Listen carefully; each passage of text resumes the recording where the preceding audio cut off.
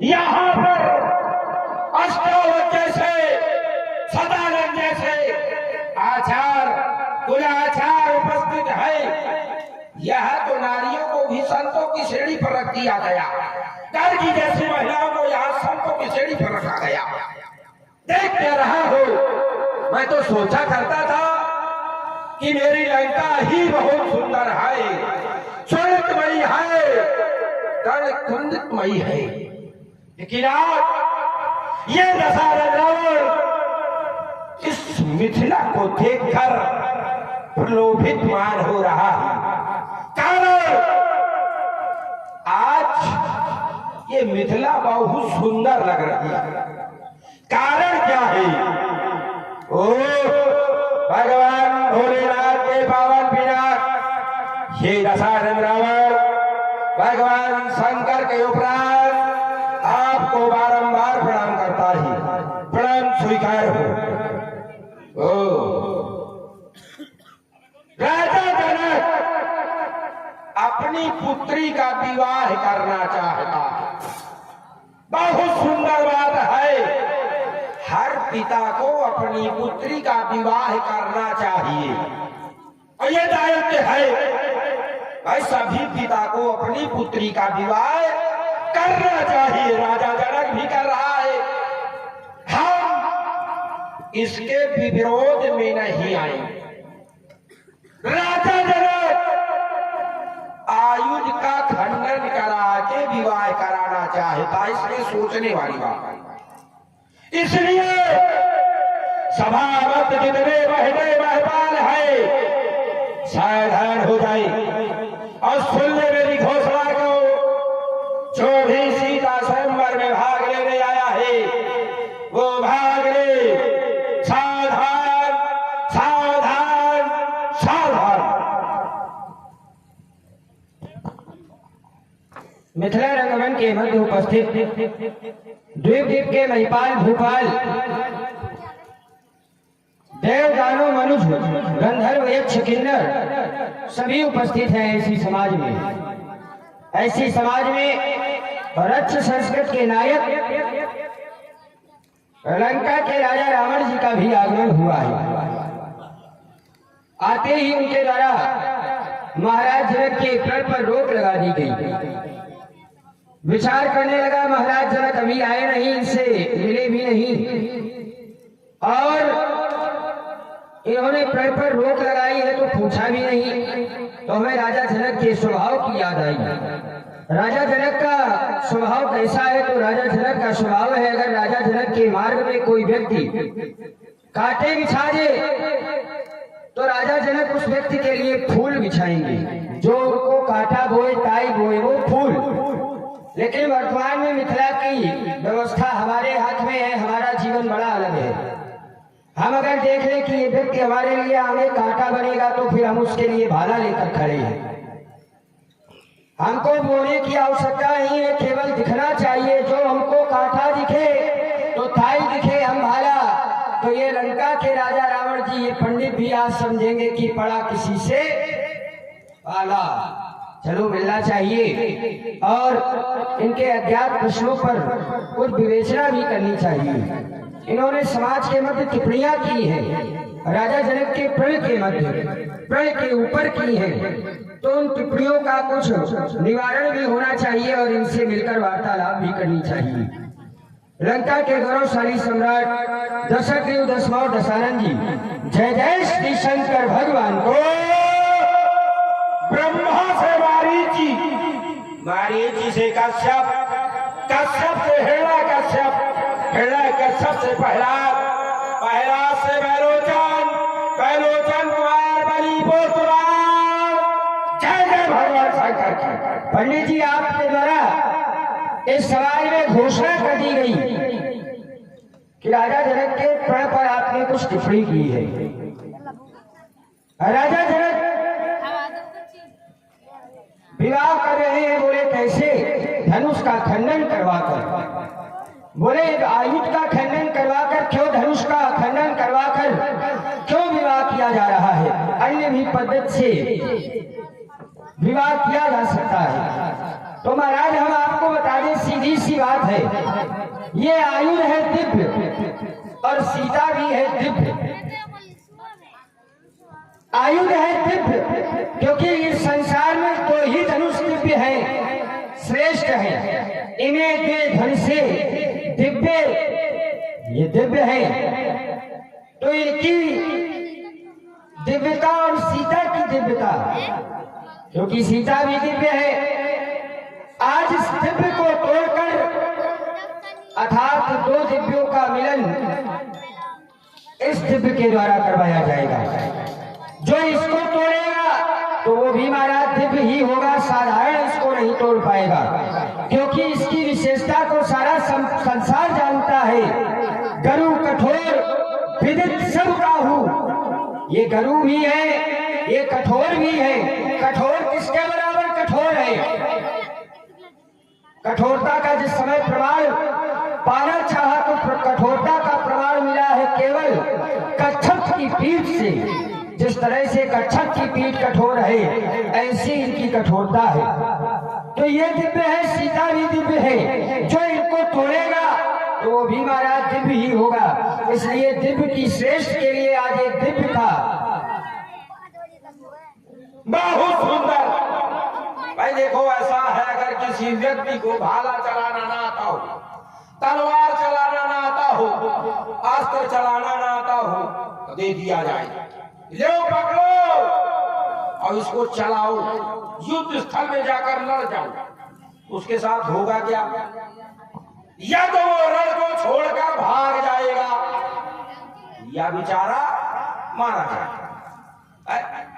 इसलिए कह दिया गया कि रण क्षेत्रों में वही लड़ेगा जिसका बड़ा कलेजा है, और बातें उतनी वही करेगा जिसके जितना भेजा। और ना जाने क्यों बार बार रावण के पास ऐसे ही भेजे जाते हैं जिसके पास भेजा नहीं होता। भाई रावण ने कहा क्या? राजा जनक सीता का स्वयंवर कराना चाहता है, बहुत अच्छी बात है, हर पिता को कराना चाहिए अपनी पुत्री का विवाह, नहीं कराना चाहिए। दूसरी बात, हमारे द्वारा अभी तक धनुष खंडन में विरोध नहीं किया गया। भाई हमारे द्वारा सीधा कहा गया कि सीता का स्वयंवर अगर हो रहा है तो होने दिया जाए, लेकिन अगर आयुध के तोड़ने पर बात है तो थोड़ा सोचना चाहिए। दूसरी बात, हमारे द्वारा सीधा सीधा कहा गया कि भाग ले। भाई कोई प्रतियोगिता होती है, कोई आयोजन होता है, या कोई विद्यार्थी की परीक्षा होती है तो क्या किया जाता है? भागे तो लिया जाता है। भाई हमारे द्वारा ये तो कहा नहीं गया कि यहां से भाग ले, भाग ले और यहां से भागने में बहुत अंतर है। श्री बाड़ा सोचने वाली बात है कि राजा जनक पुत्री का विवाह करा रहा है, कराओ, हम भी स्वीकार है, हम भी सहभागिता लेंगे। अच्छा महाराज ये बताओ, विवाह होएगा काहे से? विवाह होएगा काहे से? विवाह कराओ, विवाह पद्धतियों से कराओ। क्या आज तक किसी विवाह पद्धति में ये लिखा गया है? 5 विवाह पद्धति है, वैसे तो 11। आज तक किसी विवाह पद्धति में या किसी छत्री ने ऐसा किया हो कि आयुध तोड़कर विवाह किया गया हो तो बताओ। दूसरी बात, कोई वस्तु जब अपनी होती है उस पर अधिकार होता है, ना कि सौंपी हुई वस्तु पर अधिकार होता है। ये राजा देवराज को 15 पीढ़ी पूर्व 16वीं पीढ़ी चल रही है। कुछ लोग बोल देते हैं 16 पीढ़ी। देवराज महाराज कौन सी पीढ़ी के थे? हम बता तो रहे हैं कि 15 पीढ़ी पूर्व सौंपी गई थी।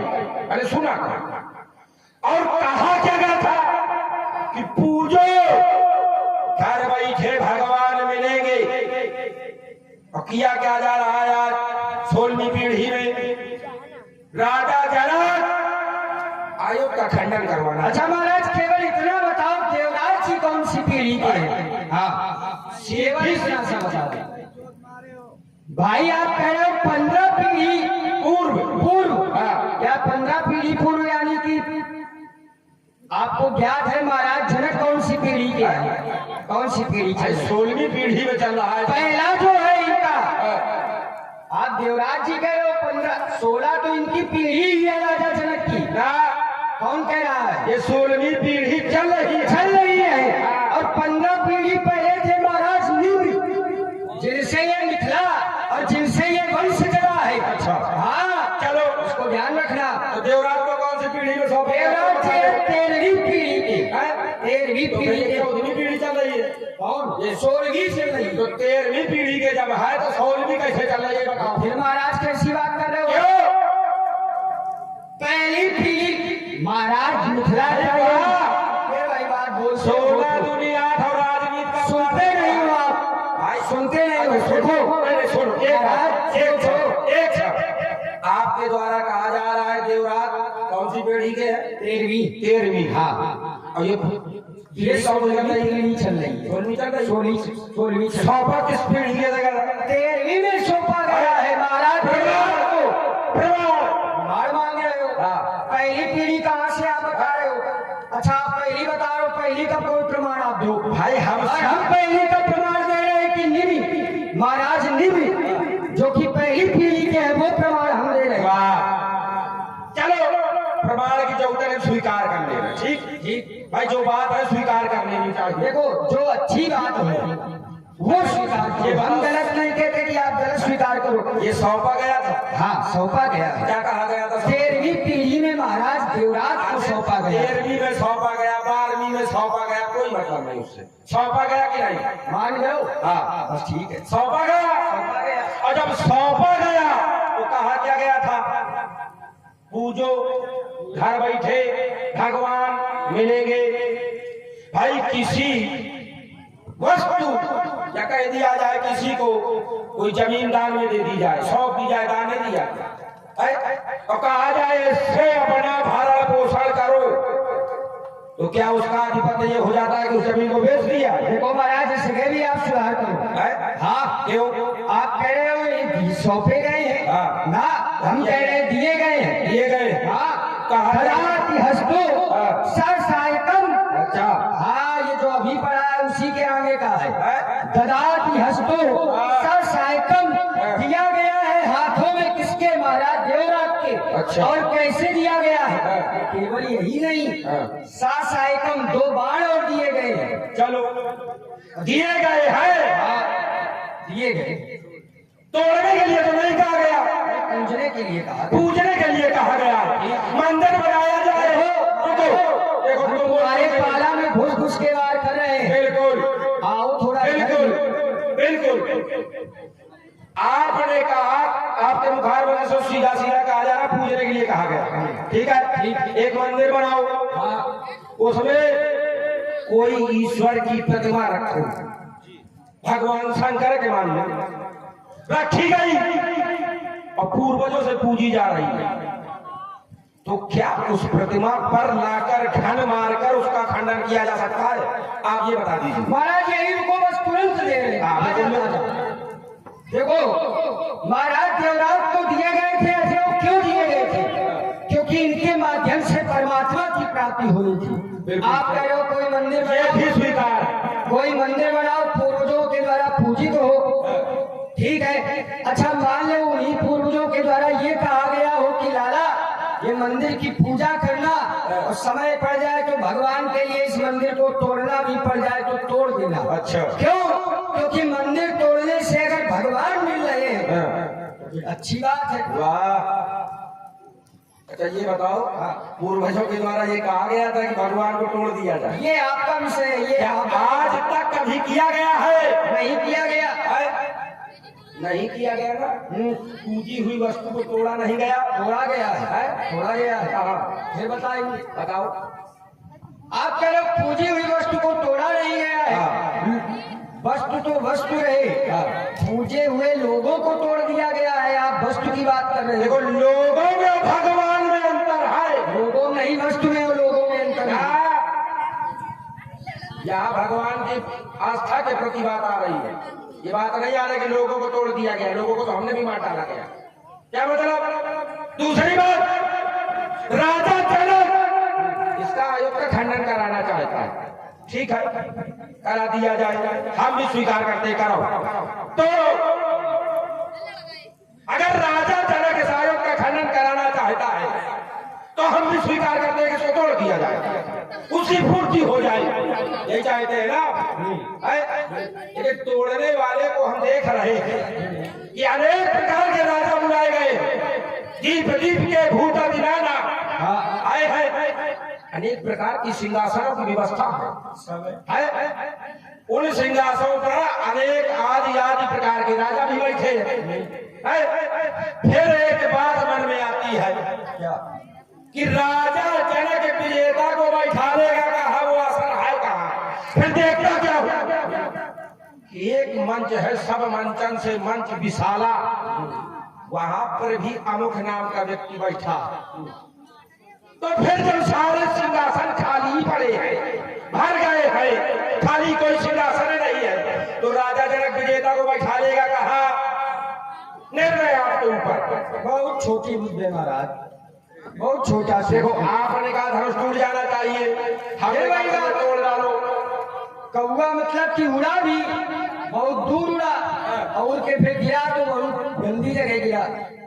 भाई आपने कहा ठीक है विजेता है, अरे विजेता अभी थोड़ी ना मिला है, जब धनुष को तोड़ देगा तब विजेता बनेगा। तो विजेता जो होगा तो उसका तो फिर आसन अलग बना ही दिया जाएगा। कहाँ बना? अभी तो सभी एक समाज में है।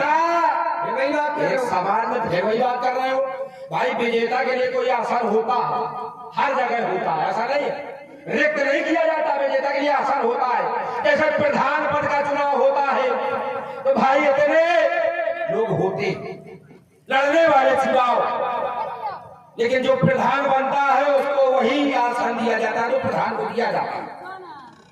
आज विजेता की बात है और विजेता का आसन है कहा। रावण ये जानना चाहता है विजेता बैठा था, अब विजेता वैसे तो दोनों आ गए हैं और दोनों बैठे हैं।